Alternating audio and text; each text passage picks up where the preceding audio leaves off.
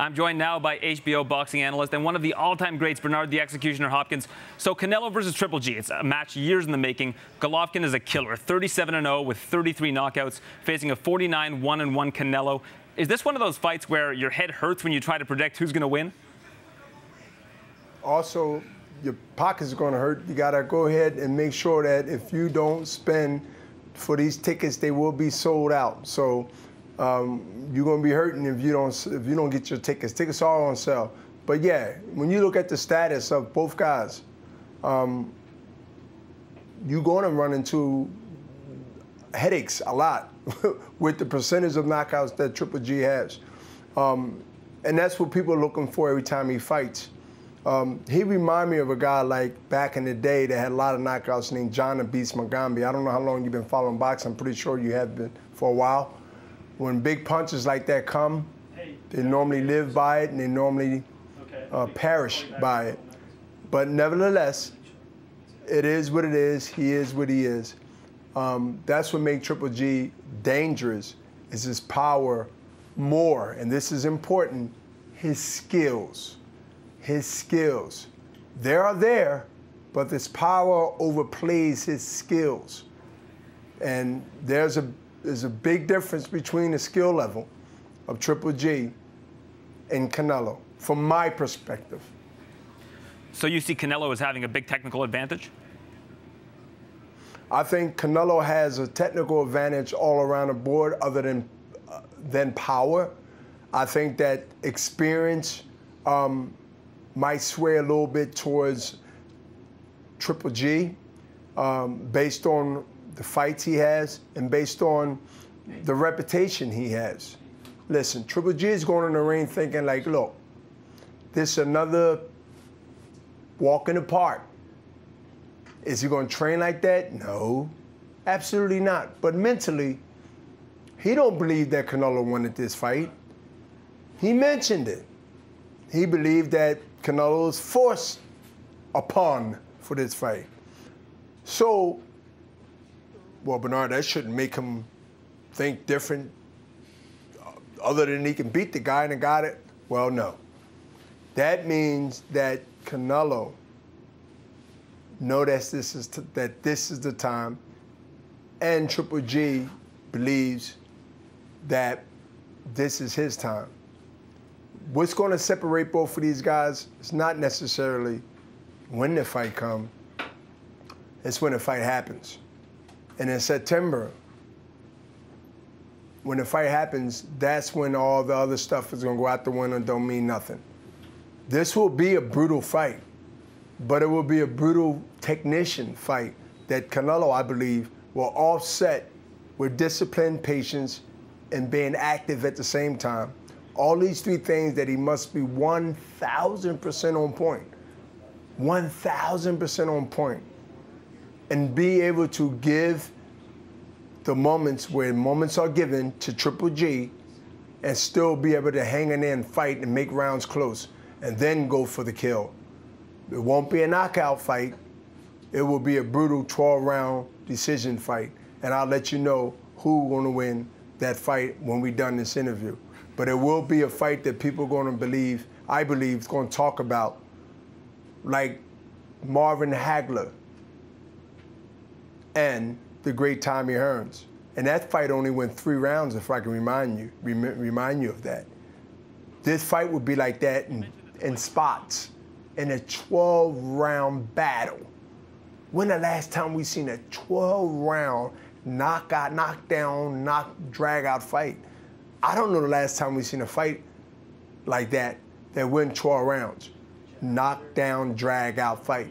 This fight has every ingredient to bring that to it, and I believe it's going to happen. I really do. You mentioned that the fight's in September. Less than a month before that, in the same building, T-Mobile Arena, we're going to have McGregor versus Mayweather. And Oscar De La Hoya on ESPN yesterday said it was disrespectful that Mayweather-McGregor was booked less than a month in advance of Canelo Triple G. Do you agree with that?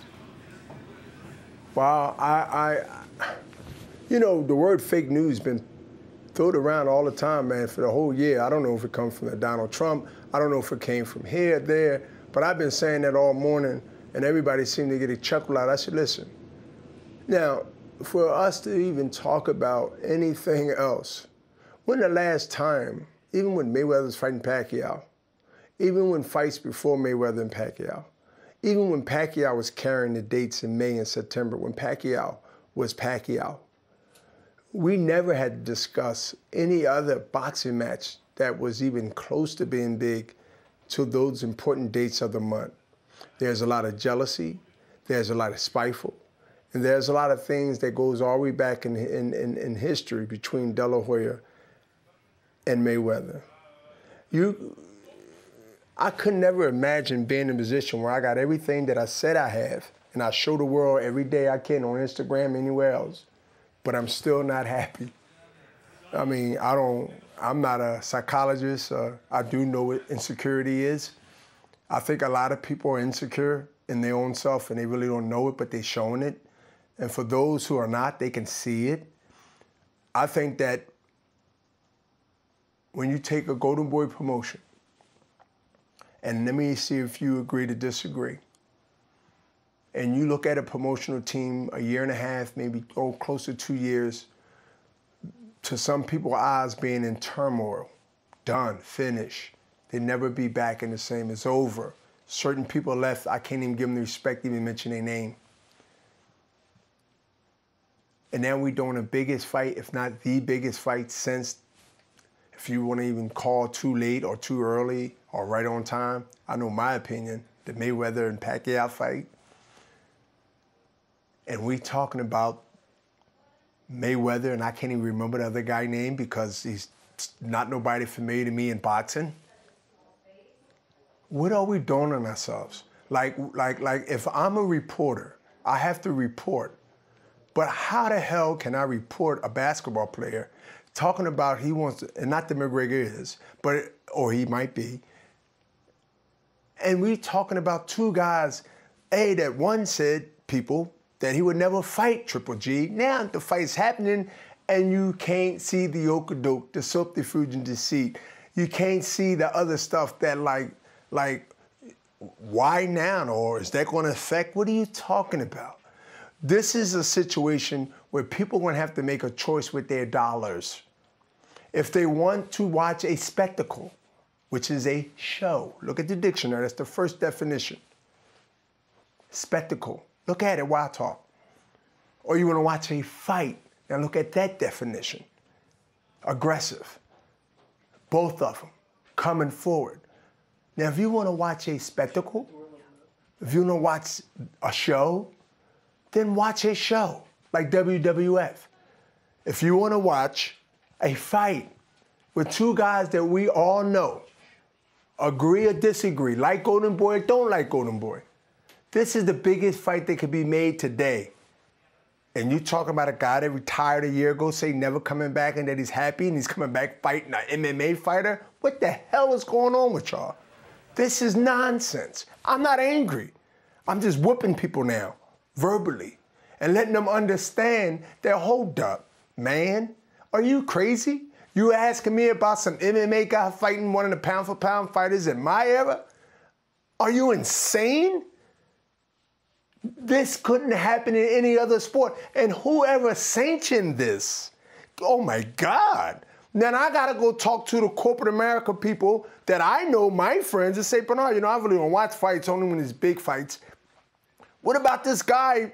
What are you talking about? How did he get the credentials to be able to step in the ring with anybody of my status, his status, or anybody else's status? What are we talking about? How do you get the credentials? This is nonsense, man. This is something that I really waste too much time even now talking about because that's what they want. And they know. I know the game. I've been in it long enough to know the game from in and out. Why do you think I survived other than beating people up and being successful in the ring? But there's another side about B-Hop, the alien, the executioner. We should be talking about strictly only about a fight that most said wouldn't happen. People got sidetracked and got really caught off guard when we announced it after the Chavez and Canelo fight. Even you didn't know about it because we kept our mouths shut and we promoted at the right time. And so now we want to promote the fight that matters. That matters. Like lives matter, this fight matters. That other junk is a show. Go watch it. Please, by no means. If you want to watch a show, go pay your hard-earned dollars and watch the show. By no means, I'm not saying don't watch it, but watch a fight that matters, then watch September. Tickets are on sale. You call it a show, Bernard. Canelo versus Triple J. Bernard, you call it a show, and it's hard to disagree with that. Are you even a little bit curious to see what it would look like for one of the best ever to fight someone with no amateur professional experience, just to see what it looks like? If somebody come and want to fight me that never boxed before, you know what it's going to look like. Hey, you're going to be ready in a second. It's going to look like a crime scene. I mean, this is, come on, man. You can't, I mean, that's the best quote I can give you ever since I've known you. It'll look like a crime scene. You asking me what I want to see in a fight like that out of curiosity. Who want to see a crime scene? I want to run away from that. So is that what it's going to look like? Is That's just like somebody said it. That's just like somebody. That's just like somebody from another sport saying, "I want to fight Bernard Hopkins." Even right now at 52, you would say they're insane.